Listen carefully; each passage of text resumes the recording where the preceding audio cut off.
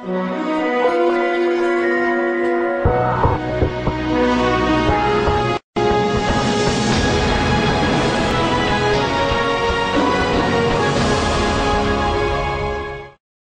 Back ناظرین.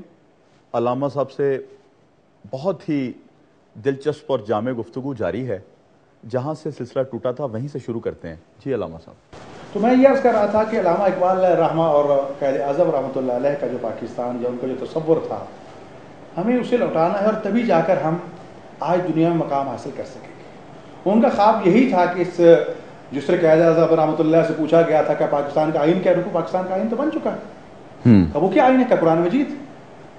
اب قرآن مجید کو جب تک ہم اپنے اوپر حاکم نہیں کریں گے اس وقت تک نہ پاکستان کا مقصد پورا ہوتا ہے اور نہ قائد اعظم رحمۃ اللہ کا خواب جو ہے وہ پورا ہوتا ہے. ہمیں اس کی طرف آنا چاہیے. ہمارا برسر اقتدار طبقہ ہو، ہماری سیاسی پارٹیاں ہوں، ہمارے معاشرے کے جو سرکردہ افراد ہیں، ہم سبھی اس بات کے ذمہ دار ہیں کہ ہم قائد اعظم کے بھی مقروض ہیں، علامہ اقبال کے بھی مقروض ہیں، اور خاص طور پر ان شہداء کے اور ان شہیدوں کے کہ جنہوں نے اپنا خون کا نذرانہ پیش کر کے ہمیں یہ وطن عزیز عطا کیا. کیا آپ یہ بھی سمجھتے ہیں کہ جو ہم سب کی ایک ذمہ داری ہے، ہم وہ ذمہ داری نبھانے کی بجائے اپنی ذمہ داری ایک دوسرے پہ ڈالنے کی کوشش کی؟ یہی کچھ تو ہو رہا ہے. بالکل ایسے ہی ہو رہا ہے کہ میں اپنے گریبان میں جھانکنے کو تیار نہیں ہوں. مجھے اپنے گریبان میں جھانکنا چاہیے. مجھے اپنی آنکھ کا ایک تنکا نظر نہیں آ رہا، شتیر نظر نہیں آ رہا. دوسروں کے تنکے دیکھ کے میں اعتراض کرتا ہوں. اور ہماری حالت وہ ہو چکی ہے کہ جس سے حضرت علی ابن ابی طالب علیہ السلام کا فرمان ہے کہ گندی مکھی کی ایک عادت ہوتی ہے کہ وہ پورے وجود کے صاف ستھرے حصے میں سے جہاں تھوڑی سی گندگی نظر آتی ہے اس کو ڈھونڈ کے وہاں بیٹھتی ہے. اس کو پورے صاف ستھرے بدن سے سروکار نہیں ہوتا. ہماری حالت یہی ہے کہ ہم ہزاروں اچھائیوں کے باوجود اس کی طرف متوجہ نہیں ہوتے. اگر کسی کام کرنے والے مخلص پاکستانی کے بارے میں کہیں ہمیں تھوڑی سی خامی نظر آ جائے اس کو اتنا اچھالتے ہیں کہ اس بیچارے کو ذلیل و رسوا کر کے رکھ دیتا ہے کہ وہ کام ہی نہ کرے. نہ کرنا چاہتے ہیں نہ کرنے دیتے ہیں. لیکن ہمیں اس کے خلاف جہاد کرنا ہوگا. عوام الناس کو جہاد کرنا ہوگا. ان شہداء کے وارثوں کو جہاد کرو. اگر ہم سارے پاکستانی شہداء کے وارث ہیں لیکن ایک خاندان کے حوالے سے، نسل کے حوالے سے کتنے گھر ایسے ہیں کہ جو آج بھی بیان کرتے ہیں کہ میری بیٹیاں وہاں لٹ گئیں، میری بیٹے شہید ہو گئے. ان کا حق اس سے کہیں زیادہ ہے. اور اس جواب کے لیے ہمیں تیار رہنا چاہیے کہ روز قیامت یہی شہداء ہم سے اس کا حساب و کتاب لیں گے. یہ کرسیوں پر اقتدار کی کرسی پر بیٹھنے والوں کو یہ سوچنا چاہیے اس کرسی کے نیچے کتنے شہداء کا خون جو ہے وہ ہم سے تقاضا کر رہا ہے کہ ہم نے جس مقصد کے لیے جان قربان کی تھی اس مقصد کو پورا کیجیے. ہمیں اجتماعی طور پر آگے بڑھنا ہے.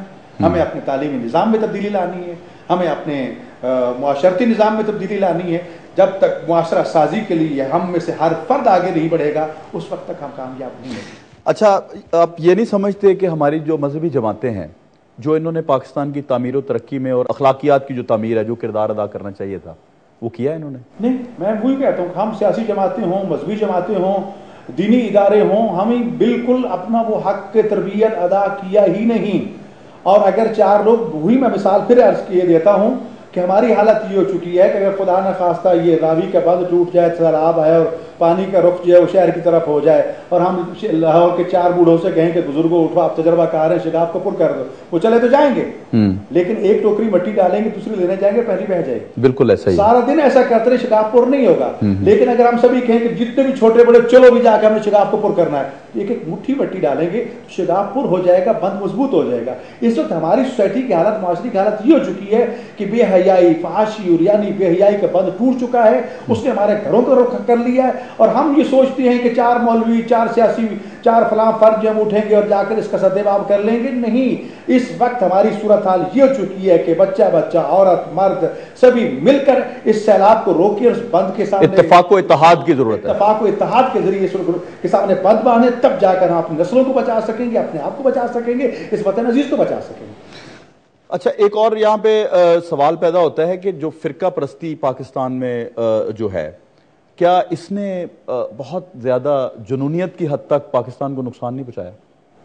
شمسی صاحب، صرف فرقہ واریت دو قسم کی پاکستان میں پائی جا رہی ہے. ایک مذہبی فرقہ واریت، ایک سیاسی فرقہ واریت. کچھ مذہب کے نام پہ سیاست کر رہے ہیں، کچھ سیاست کے نام پہ مذہب سے کھیل رہے ہیں. میں سمجھتا ہوں، پھر میں اپنی اسی بات پہ قائم ہوں کہ اس میں سیاسی جماعتیں بھی انوالو ہیں اور مذہبی جماعتیں بھی انوالو ہیں. اس میں جب تک سیاسی فرقہ واریت کو بھی ایک سمت نہیں دی جائے گی اور وہ قومی مفاد کو مقدم رکھتا ہے. یعنی ڈائریکشن کی ضرورت ہے. ڈائریکشن کی ضرورت ہے. اس وقت تک مذہبی قیادت بھی کچھ نہیں کر سکتی, سیاسی قیادت بھی کچھ نہیں کر سکتی. ہمارا قبلہ جو ہے وہ خانہ کعبہ ہے, ہمارا قبلہ مکہ مکرمہ ہے, ہمارا کعبہ مدینہ منورہ ہے, ہمارا کعبہ کربلا اور نجف اشرف ہے. ہمیں اس کی طرف رخ کرنا چاہیے کہ ہمیں وہاں سے کیا پیغام ملتا ہے. افسوس کہ مذہبی جماعتیں ہوں یا سیاسی جماعتیں ہوں, انہوں نے اپنا قبلہ تبدیل کر لیا ہے, وہ واشنگٹن ہے یا وہ لندن ہے. جب ہمارا رخ یہ رہے گا تو ہم ذلت اور رسوائی کے سوا اور ہمیں کچھ بھی نہیں ملے گا. اس لیے کہ خدا نے یہ کہا ہے کہ ان اللہ لا یغیر ما بقوم حتی یغیر ما بانفسہم, جب تک کوئی قوم اپنے آپ کو خود تبدیل نہیں کرے گی اس وقت تک کوئی ان کو نہیں بدل سکتا. ہمیں من حیث الپاکستانی قوم پہلے بننا ہے. افسوس یہ کہ آج تک ہم قوم نہیں بن سکے. ہم آج بھی سندھی ہیں, بلوچی ہیں, سرحدی ہیں, پنجابی ہیں, پٹھان ہیں, اردو والے ہیں, پشتو والے ہیں, لیکن افسوس کہ ہم پاکستانی نہیں ہیں. ہمیں پاکستانی بننا ہوگا, ہمیں مسلمان بننا ہوگا. جس طرح ہم ایک قوم بن جائیں گے اور قومی غیرت کا تقاضا یہ ہوگا کہ بڑے سے بڑے دشمن کے سامنے ڈٹ جائیں, اور قومیں تب ڈٹتی ہیں جب ان کے پاس نظریہ ہو. اور ہمارے پاس تو قرآن و سنت کا اتنا طاقتور نظریہ موجود ہے کہ ایسا نظریہ پوری دنیا میں موجود نہیں ہے کہ جس کی جانیں تک قربان کرتے ہوئے لوگ اپنے لیے فخر و اعزاز محسوس کرتے ہیں. اس وقت تک ہم اس فرقہ واریت سے جان نہیں چھڑا سکتے. ہاں, اس وقت جو فرقہ واریت کا ٹائٹل مذہب کے ٹائٹل سے آ رہا ہے, اس میں بھی مذہبی فرقہ واریت بہت کم ہے, مذہبی دہشت گردی بہت زیادہ ہے. اس میں بھی مذہبی دہشت گردی کو ہوا دی گئی اور مذہب کے نام پہ قتل و غارت کی جا رہی ہے. اس کے پس پردہ جتنے بھی افراد انوالو ہیں, اس کا اگر آپ تجزیہ کر کے دیکھیں تو وہ کسی نہ کسی اغیار کی ایجنسی کا ایک خریدا ہوا بکاؤ مال ہوگا. اس کا اسلام اور مسلمانوں سے کوئی تعلق نہیں ہوگا, بلکہ کتنے حقائق سامنے آ چکے ہیں, کتنے لوگ ایسے پکڑے جا چکے ہیں وہ مسلمان ہی نہیں ہیں, لیکن مسلمان علماء ٹائٹل مسلمانوں کا استعمال کر رہے ہیں, وہ استعمال کو مسلمانوں کو لڑا رہے ہیں. اور اس وقت میں بالکل برملا اس بات کو پہلے بھی کئی دفعہ کہنے کو تیار ہوں, مسلمان کے فرقے جتنے بھی ہیں ان فرقوں میں مشترکات بہت زیادہ ہیں, اختلافی پہلو بہت. یعنی وہ لوگ جو ہیں جو اپنی علماء کا بھیس بدل کے غیر مسلموں کے ایجنٹ ہیں, وہ ادھر ہمارے ان کے ایجنٹ ہیں, ان کے ایجنڈے پہ کام کر رہے ہیں, ان کے زر خرید غلام ہیں, اور وہ ہماری صفوں میں گھس کر ہمیں نقصان پہنچا رہے ہیں. حضرت علی ابن ابی طالب علیہ السلام کا فرمان ہے کہ گولیاں تلواریں وہاں چلتی نکلتی ہیں جہاں علم ساتھ چھوڑ دے. یہ جتنے بھی جہلا ہیں, ان جہلا کو جب علماء کا لبادہ پہنا کے آپ مسلمانوں کو علماء میں داخل کر دیں گے, ان سے توقع رکھیں گے کہ وہ علم کی بات کریں گے, نہیں, انہوں نے فرقہ واریت کی بات کرنی ہے. ان کی دکان تب چل سکتی ہے کوئی ایک دوسرے کو کافر کہیں گے تب, وگرنہ کوئی پڑھا لکھا عالم مسلمان کسی بھی مسئلہ کو ہو وہ فوری طور پہ یہ جرات نہیں کرتا کسی کو کافر کہے یا کسی کو یہ کہے کہ خون ناک جا کے بہا دو. وہ بھی یہی چاہے گا کہ مسلمانوں کا خون جو ہے وہ خانہ کعبہ کی طرح باحرمت ہے, اس کا احترام واجب ہے. لہذا ہمیں پھر بھی اس وقت ہمیں ضرورت ہے, اس میں یونیورسٹیاں, اس میں دانشگاہیں, اس میں کالج, دینی مدارس, مساجد, امام بارگاہیں, اور جتنا بھی دانشور طبقہ ہے اس کا یہ اولین فرض بنتا ہے کہ ہم لوگوں میں جو مشترکات پائے جاتے ہیں اس کی طرف موڑیں. جو اختلافی پہلو بہت کم ہم میں موجود ہیں ان کو دبانے کی کوشش کریں, یا اس کا حل اتنے آسان انداز میں پیش کریں جو قرآن نے ہمیں کہا ہے وَجَادِلْهُم بِالَّتِي هِيَ أَحْسَنُ. اگر لڑائی جھگڑا کرنا ہے تو ذرا اچھے طریقے سے کر لیں, انسانوں کی طرح بیٹھ کے بات چیت کر لیں. یہ نہیں ہے کہ ایک دوسرے کے جان کے دشمن ہو جائیں. اور اتنے سالوں میں دنیا نے دیکھ لیا ہے, اگر یہ واقعا حقیقت کوئی نادان دوست ان کا اعلیٰ کار بنے, اس میں آئے کہ شیعوں کو ختم کر دو, کیا شیعہ ختم ہو گئے؟ بریلویوں کو ختم کر دو, کیا بریلوی ختم ہو گئے؟ الحدیثوں کو قتل کر دو, کیا وہ بچ گئے؟ نہیں, نہ یہ ختم ہو سکتے ہیں, نہ یہ ختم ہوں گے, یہ رہیں گے. ہمیں مل کر ایک دوسرے کو برداشت کرتے ہوئے ہمیں قوت برداشت پیدا کرنا چاہیے, اور اس طرح ہاتھوں میں ہاتھ, یعنی اختلافات بہت کم ہیں, ان کو دبا دیا جائے اور جو مشترکات ہیں ان پہ عمل پیرا ہوا جائے. وفاداری ہونا چاہیے, برداشت. اچھا, یہ علامہ صاحب آج جو بھی اٹھتا ہے انقلاب کی بات کرتا ہے, آپ کیا سمجھتے ہیں کہ کیسا انقلاب ہوگا جو اس قوم کو ایک ڈائریکشن اس کی متعین کرے گا؟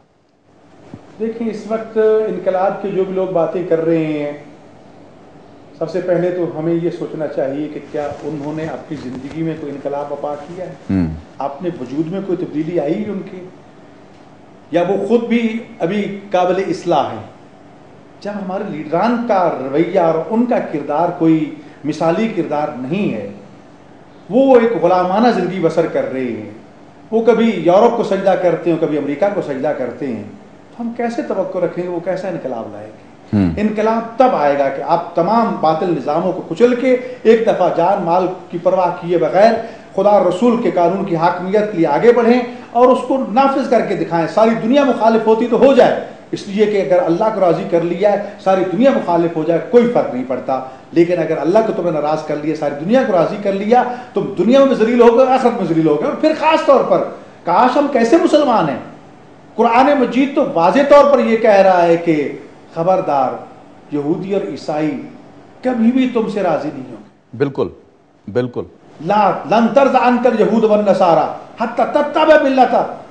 قرآن یہ کہہ رہے ہیں کہ یہ کبھی بھی تم سے راضی نہیں ہوں گے یہاں تک کہ تم اپنے دین مذہب کو چھوڑ کے ان کی ملت میں چلے جاؤ, پھر بھی چانس یہی ہے کہ آپ پہ اعتبار نہیں کریں گے. اور آج ہم دیکھ رہے ہیں وطن عزیز میں یہ استعماری طاقتیں اور مزید کرو جی ڈو مور والی باتیں چلی آ رہی ہیں, اس لیے چلی آ رہی ہیں کہ یہ تو ایک کام کرو پھر دوسرا پھر تیسرا. کاش کہ ہم ایک انکار کر کے خدا کو حاکم مان لیتے, خدا کی عظمت و کبریائی کو تسلیم کر لیتے, اور اللہ اکبر جو خدا کی عظمت و کبریائی کی اذانیں ہم دیتے ان کو اس آواز کو دل کی گہرائیوں سے اٹھاتے, صرف زبان کی نوک سے بلند نہ ہوتی تو آج کسی کی جرأت تھی کہ وہ ہمارے منہ کر کے ایسی بات کرتا. اس وقت جو ہمارے ملک میں کھیل کھیلا جا رہا ہے امریکہ کی طرف سے, ایک امریکی آتا ہے اور ہمارے حکمرانوں کو کیا کچھ کہہ کے چلا جاتا ہے, اور ہم یس سر کر کے ان کے کہنے سے بھی زیادہ آگے بڑھ جاتے ہیں اور اپنے غلامی کا ایک ثبوت مہیا کرنے کے لیے ان کی خواہشیں بھی آگے چلے جاتی ہیں. کیا ایسی قومیں انقلاب لا سکتی ہیں؟ نہیں, ابھی ہم انقلاب سے بہت دور ہیں. اگر انقلاب آئے گا تو پھر یہ تھکے مادہ عوام کی طرف سے آئے گا, یہ پیسے ہوئے عوام کی طرف سے آئے گا, جن کا خون پسینہ نچوڑ کے چوس کے خون سارا یہ اغیار لیے جا رہے ہیں, اور ہم نان جمی کے محتاج ہوئے جا رہے ہیں. اس وقت ملک کی حالت کیا ہے, معیشت کہاں پہنچ چکی ہے, انڈسٹری کہاں پہنچ چکی ہے. جس ملک میں امن و امان نہیں ہے, کسی بھی دنیا کے نظام کے لیے اولین شرط جو ہے وہ شہروں کے لیے امن و امان کی ضرورت ہے. حضرت ابراہیم علیہ السلام نے شہر مکہ کو آباد کیا تھا تو سب سے پہلے دعا یہ کی تھی کہ اللہ اس شہر کو, شہر کے رہنے والوں کو امن کا شہر بنا. امن ہوگا تجارت ہوگی, امن ہوگا انڈسٹری چلے گی, امن ہوگا تعلیم و تعلم آگے چلے گا.